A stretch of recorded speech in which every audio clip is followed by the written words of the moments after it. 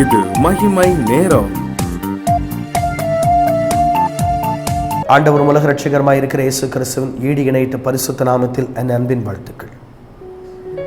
ஆகாய் எழுதின தீர்க்க தரிசன புஸ்தகத்தை குறித்து நாம் தியானிக்க போகிறோம். ஆகாய் எழுதின தீர்க்க தரிசன புஸ்தகத்தை குறித்து நாம் இந்த நாளிலே தியானிக்க போகிறோம். இதை எழுதின ஆசிரியர் பேர் ஆகாய். இதனுடைய அர்த்தம் என்ன அப்படின்னா உற்சாகம், ரிஜாய்ஸ். காலம் 520 கிறிஸ்துவுக்கு முன் கிமு 520 அந்த புத்தகம் எழுதப்பட்டிருக்கிறது. ரொம்ப சின்ன புஸ்தகம், 2 அதிகாரங்கள் மட்டும் இருக்கிறது. வசனம் 38. எபிரேய பதம் ஹஹாய், ஹஹாய், ஹஹாய் என்கிற எபிரேய பதம் இதற்கு பயன்படுத்தப்பட்டிருக்கிறது. 1 அதிகாரம் 1 வசனத்துக்கு வந்தீங்கன்னா, ராஜாவாகிய தரியு அரசாண்ட 2ஆம் வருஷம் 6ஆம் மாதம் 1ஆம் தேதியிலே கர்த்தருடைய வார்த்தை ஆகாய் என்னும் தீர்க்கதரிசியின் மூலமாய் செயேத்தியலின் குமாரனாகிய செருபாபேல் என்னும் யூதாவின் தலைவனுக்கும் யோத்சாக்கின் குமாரனாகிய யோசுவா என்னும் பிரதான ஆசாரியனுக்கு உண்டாகி அவர் சொன்னது என்னவென்றால், யாருக்கு வருது கர்த்தருடைய வார்த்தை? தரியு அரசாண்ட 2ஆம் வருஷம் 6ஆம் மாதத்துல 1ஆம் தேதி இல்லை, அதாவது 2ஆம் வருஷம் 6ஆம் மாதம் 1ஆம் தேதியில் கர்த்தருடைய வார்த்தை ஆகாயின் தீர்க்கதரிசியின் மூலமாய் செயேத்தியலின் குமாரனாகிய செருபாபேலுக்கும் ஆசாரியனாகிய யோசுவாவுக்கும் என்ன வார்த்தை வருது? இந்த ஜனங்கள் கர்த்தருடைய ஆலயத்தை கட்டுவதற்கு ஏற்ற காலம் இன்னும் வரவில்லை என்றார்கள் என்று சேனைகளின் கர்த்தர் சொல்லுகிறார். ஆனாலும் ஆகாய் என்னும் தீர்க்கதரிசியின் மூலமாய் கர்த்தருடைய வார்த்தை உண்டாகி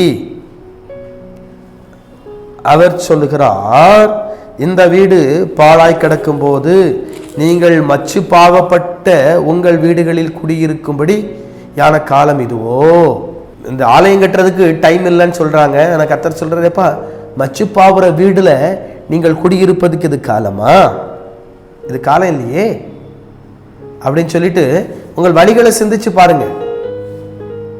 8ஆம் வசனத்தில் சொல்ற, நீங்கள் மலைகள் போய் ஏறி போய் மரங்களை வெட்டி கொண்டு வந்து ஆலயத்தை கட்டுங்கள். ஆலயத்தை கட்டுங்கப்பா. மலையில போய் மரங்களை வெட்டி கொண்டு வந்து ஆலயத்தை கட்டுங்க, வேலையை ஆரம்பிங்க அப்படின்னு கர்த்தர் சொல்றார். இது இஸ்ரவேல் ஜனங்களுடைய கீழ்ப்படியாமை காட்டுகிறது, கர்த்தருடைய கண்டிப்பு. அப்பொழுது நான் 11ஆம் வசனம் வாசிக்கிறேன். 1ஆம் அதிகாரம் 11ஆம் வசனம். நான் நிலத்தின் மேலும் மலைகளின் மேலும் தானியத்தின் மேலும் புது திராட்சரசத்தின் மேலும் எண்ணெயின் மேலும் பூமியில விளைகள் எல்லாவற்றின் மேலும் மனுஷர் மேலும் மிருக ஜீவன்களிலும் கைப்பாடு அனைத்தின் மேலும் வறட்சியை வரவித்தேன் என்றார். நீ வேலையை செய்யாததுனால, நீ கர்த்தருடைய ஆலயத்தை கட்டாதனால, நீ மட்டும் மச்சு பாவன வீட்டில் உட்கார்ந்துகிட்டு இருக்க. கர்த்தருடைய ஆலயத்தை கட்டாதனால உன் மேல வறட்சியை உண்டாக்கி விட்டுட்டேன். வறட்சி வந்துட்டு. தேவன் தங்குகிற ஆலயம் எது? நம்முடைய இருதயம் தேவன் தங்குகிற ஆலயம். நம்முடைய இருதயம் கர்த்தர் தங்குகிற ஆலயம். கர்த்தர் தங்குகிற ஆலயம் எப்படி இருக்கு? கர்த்தர் தங்குகிற ஆலயம் எவ்விதமாக இருக்கு? கர்த்தர் தங்குகிற ஆலயம் சுத்தமா இருக்குதா? அதை பரிசுத்தமா வச்சிருக்கோமா? சுத்தமா வச்சிருக்கோமா? கர்த்தர் தங்குகிற ஆலயம் எவ்வண்ணமாக இருக்குது? கர்த்தர் தங்குகிற ஆலயம் எந்த வகையில இருக்குது? யோசித்து பார்க்கணும். இங்கே 1ஆம் அதிகாரம் 12ஆம் வசனத்திலிருந்து வந்து ஆரம்பிச்சிங்கன்னா, இங்க சொல்லப்பட்டிருக்கிறது, கீழ்ப்படிய முன் வந்தோருக்கு வாக்கு. கர்த்தருடைய வார்த்தையை கீழ்ப்படிய முன் வந்தோருக்கு வாக்கு.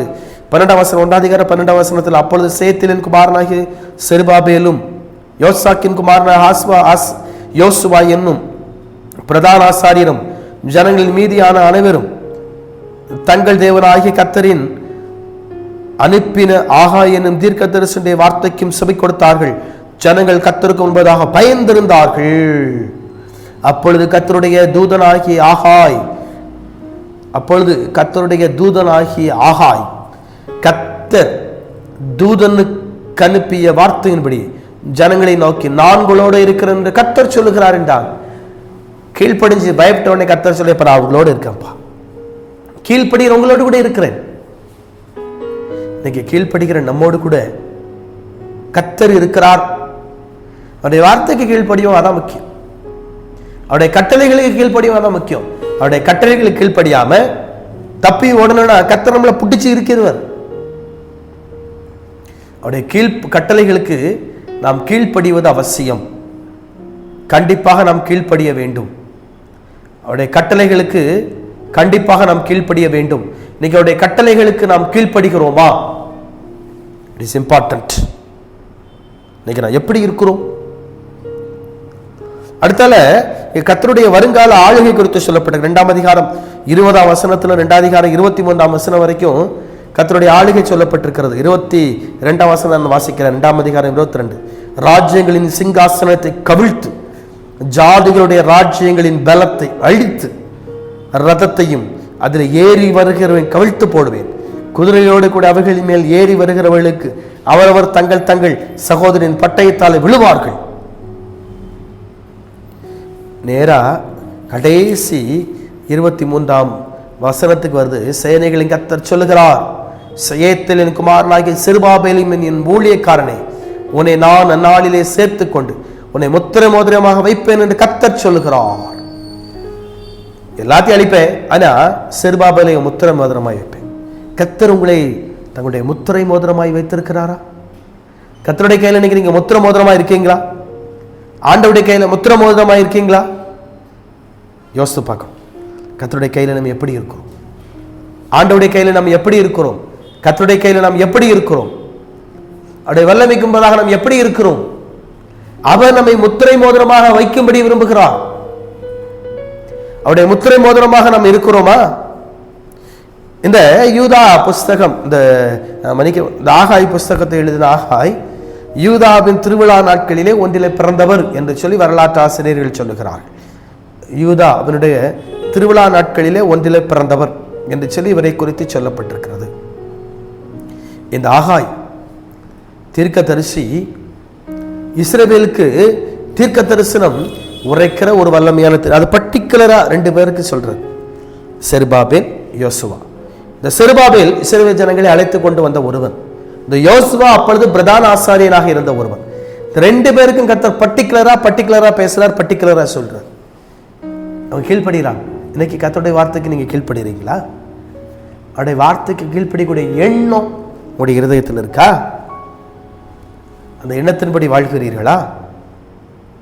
அப்படிப்பட்ட எண்ணம் உங்களுக்குள்ள இருக்கா? அப்படிப்பட்ட எண்ணத்தை கர்த்தர் உங்களுக்கு கொடுப்பார். அப்படி இல்லை அப்படின்னா அந்த எண்ணத்தை கர்த்தரிடத்தில் பெற்றுக்கொள்வோம். கர்த்தர் உங்களை ஆசீர்வதிப்பார். அன்பின் ஆண்டவரே, உமக்கு ஸ்தோத்திரம். நீர் எங்களோடு கூட பேசினீர், உமக்கு நன்றி. தொடர்ந்து உடைய மேலே சித்த எங்களுடைய காதுகளை துணிப்பதா இந்த மகிமை நிகழ்ச்சியை பார்த்து கொண்டு கோருவதை காட்சி வைக்கிறேன். ஆசீர்வதிக்கிற வல்லமையான கரம் அவர்கள் ஆசீர்வதிக்கட்டும். உயர்த்துகிற தன்னுடைய மகிமையான கரம் உயர்த்தட்டும். பெரிய காரியம் செய்கிற கர்த்தரானவர் பெரிய காரியம் செய்கிறார். இந்த நிகழ்ச்சியை நடத்துகிற தேவதாசனை கர்த்தர் ஆசீர்வதி மென்மேலும் உயர்த்தியார். நிகழ்ச்சியை பார்த்து கொண்டு கோரோரோட கர்த்தருடைய கரம் இருக்கட்டும். இயேசு கிறிஸ்துவின் நாமத்தில் ஜெபிக்கிறேன் பிதாவே, ஆமென்.